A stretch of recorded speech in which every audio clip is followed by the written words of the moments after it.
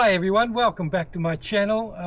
Today I thought I'd do a little video on some of the essential things you should consider if you're a senior hiker.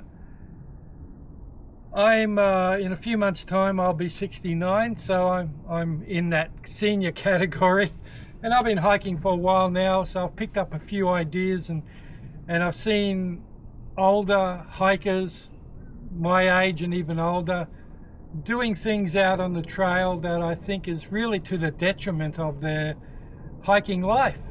So I thought I would put a few little tips together in this video and show you or tell you my opinion on a lot of this stuff. So tip number one, if you're a senior hiker, you're not 20 years old anymore, so stop trying to keep up with the 20-year-olds. Now, regardless of how fit you are, as my age, 69 years old, I'm not as flexible and as fit as I was when I was 20 years old. So when I go on hikes, don't try and run and like keep up with all the young people. It's not about speed. It's about enjoying yourself out in nature. And, sorry, I thought I heard someone coming behind me and I'm sitting right on the walkway. I don't want to get in anyone's way. So, if you're hiking 1 kilometer or if you're hiking 30 kilometers, don't be in a hurry to get somewhere. Enjoy the nature, enjoy nature. You're out in nature. Why are you hiking? Are you hiking for fitness? And probably that's one of the things, you want to keep fit in your old age. Another thing might be that you dislike being in nature. Well, don't be running down the trail trying to get your 20 Ks in and get to that destination.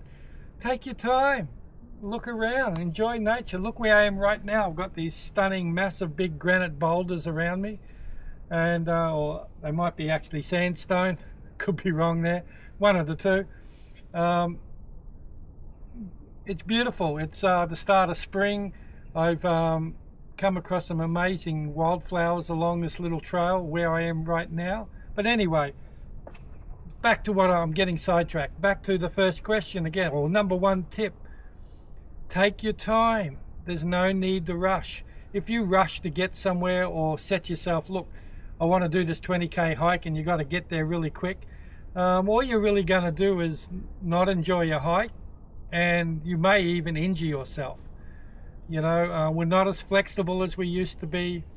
If you start moving along the trail at a really fast speed, you could very easily twist an ankle or something. You could pull a muscle, pull a hammy, and then you could wreck your hiking future in a sense. So take your time. Don't be in a hurry. Enjoy the surroundings around you. Really important too, if you are on a bigger hike, take lots of little breaks. You don't have to get, do 20 Ks, 20 kilometers before you have a break. Have a break every kilometer or so. It doesn't matter. You could have 50 breaks along a 10-kilometer hike. It's not important. Once again, it's not important how fast you go. Take the breaks. If you feel a bit tired, have a rest, have something to eat, have a drink of water, and keep going. It's not a race. So anyway, point number one, I think that sort of covers that. Point number two, if you're a senior, or really if you're any age, but more importantly if you're a senior, as you get older, your balance starts to deteriorate. And because of that, I never ever hike without a set of hiking poles. Even though I'm here now without hiking poles. I'm not really on a hike. It may seem like I'm out in the middle of nowhere, but I'm only 5 minutes from my car in a car park in a suburban little bushland. So, but if I'm on a real hike, I always take my poles. And you'll be surprised at how many times I could have slipped over or tripped, especially climbing over rocks, where those hiking poles have actually saved me from twisting an ankle or falling over and hurting myself even more so. Hiking poles, some people say, oh, you know, you're soft, you're hiking with hiking poles. Those people have never hiked with hiking poles. When you're hiking up hills, hiking poles take so much pressure off your legs. It makes it easier to get up. You can use your arms to pull yourself up the hill. It's amazing the difference from hiking with poles and without poles.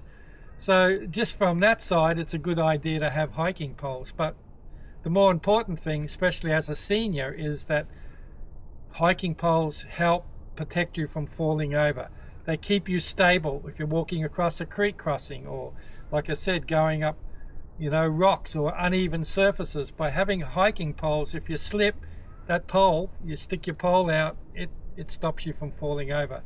They're invaluable for the senior hiker. So get yourself some hiking poles if you haven't already got them. Should you use aluminium? Should you use carbon fiber? Well, it's really a personal choice. Most important thing for me, both of them are very light. I've had carbon fiber poles literally break and just explode almost in my hands. I tend to use aluminium ones these days, but that said, the most important thing for me with poles is getting the grip that feels good in my hands, and also getting the correct height. I might do a video one day on how to set up your hiking poles properly. So anyway, we'll do that another day. So point number 2, get yourself some hiking poles.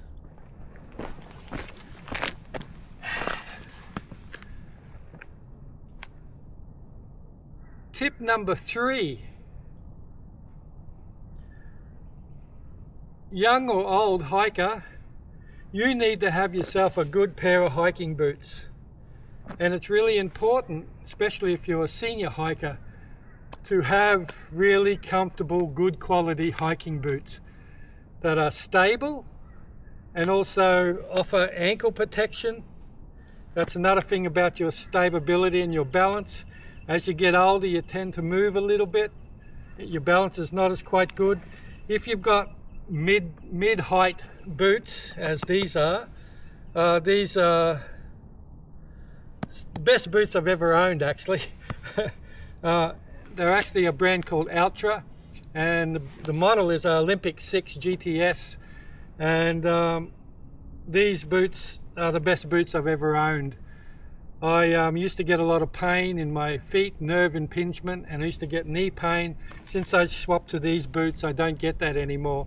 I've actually done a video on these boots, so if you want to know more about these boots, I'll leave a link at the end of the video so you can check out a little review on these boots. Best investment I ever got. But anyway, good quality boots are so important for lots of reasons, especially if you're going to be doing long hikes. You want your feet to be comfortable, and you also want your you want the protection for your feet. So good quality, like a leather boot, is a really good thing, especially if you're walking out in areas where there's lots of rocks and things. Last thing you want to be doing is walking through a rock in a like a runner type shoe, and then rub your ankle across a rock and tear it open. Worst thing that could possibly happen for you. So it's really important to have good quality boots. And like I said, I use mid-height. I don't use trail runners. If I'm doing a little walk in my local little suburb on a flat little paved little pathway, then I'll use trail runners. But if I'm out in the bush where it's uneven surface, I will use a mid-height boot. And like I said, it helps to keep my ankles stable, so I'm not tripping over and falling over things. It also offers protection for my shoes as well. As you get older, as a senior, you'll find a lot of the cushioning in your heel starts to diminish through age, and your feet start to spread a bit as well. Another thing about these boots, they have a really super wide toe box, and that's another reason why I've got these boots. It just lets my feet spread out and feel really comfortable. It almost feels like I'm not wearing boots sometimes because it's just absolutely comfortable. So tip number 3, get yourself a good pair of boots. Now these Altras really suit my feet. They may not suit your feet, so you might have to go through a process of buying a few pairs of shoes. we've all been to the hiking shop. The person there has talked you into buying a pair of shoes. You're going out on the trail, you're 4Ks into a trail, and you realize these shoes are really uncomfortable, even though they felt perfect in the shop. So that's just the way it goes. You'll probably have to do a bit of trial and error to find yourself a pair of boots that really suit your feet and how you walk. Another option too, get yourself to a podiatrist and get them to look at your feet and assess how you walk, and they'll probably recommend a style of shoe or an insole for your boot. But you know, your boots are one of the most important things when you're going hiking, especially as a senior. If they don't work good for you, they can cause aches and pains all through your body, and this be a real pain in your life. So I hope that makes sense. Tip number, I think we're up to 4. Yeah, I think we're up to 4. Whatever, it's the next tip.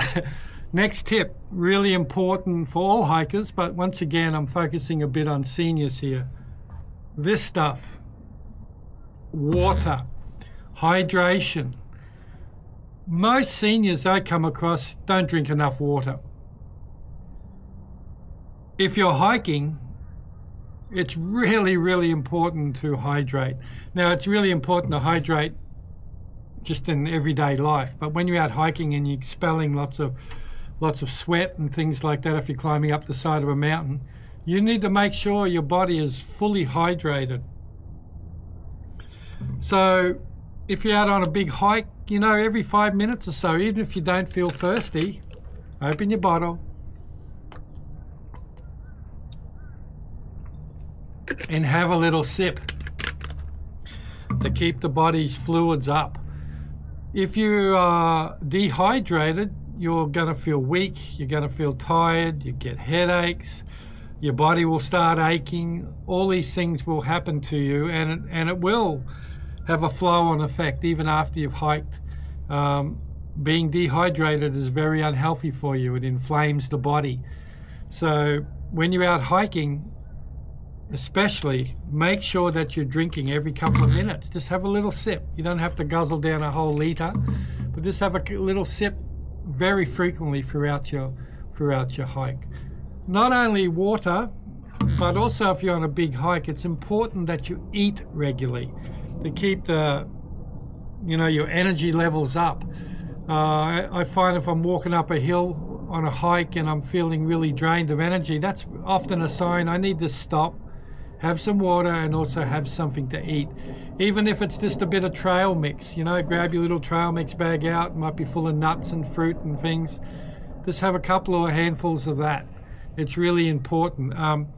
You're better off having little nibbles of food frequently throughout your hike than just to stop for lunch, have something, and then hike for another 3 hours and then have something to eat. I always, every 20 minutes or so, I might just throw a little bit of trail mix or something into my body, just to help the body produce, give it more fuel to keep it strong and full of energy. So, tip number 4, I think it's number 4, it might be 5, but I'm pretty sure it's 4. Tip number 4, hydrate and eat regularly while you're on the trail. Very, very important, and as I said, not only for senior hikers, for anyone hiking, hydrating and keeping the fuel constantly going into your body, especially if you're on a quite rigorous hike. It's very important to keep you energy level up and your head clear and everything, strong in a sense. The last thing you want to be doing is falling into camp at night just totally trashed because you haven't been hydrating or keeping your fuel up. So, tip number 4, tip number 5, whatever this is, that's a really important fact as well. Tip number 5, know when to turn back. Don't be stupid. If you're on a hike and you're not really, you might be going on a 10-kilometer hike, you got enough food and water and all the things you need for a 10K hike, but you didn't bring your rain gear, and all of a sudden a big storm starts, or you can see one coming. Stop, go back. You never know, especially if you're in cold climate. If you get wet and you don't have your rain gear, like if a storm comes and you get wet and you don't have your rain gear, you can that can kill you. Hypothermia, I think is the word. You know, cold gets into your body, all of a sudden your body core temperature drops. It can be a really serious problem. So know when to turn back. And, you know, I probably will do a video at some stage on what you should pack when you go on a long hike. Not probably, I will. I'll get to that. It's on my list of videos to make. So it's really important to be prepared for all situations, especially if you're on a long, big hike. Now, but, you know when to turn back. You know, if you're totally exhausted, you know, if you're my age, 69, if you're totally exhausted and, you know, everyone else wants to take you up the side of that mountain for a three-hour climb up to the top of that mountain, and you're feeling totally exhausted, don't go. Don't. That's not a you know, weakness, or you're, you know, failing in any way. It just means you're being sensible.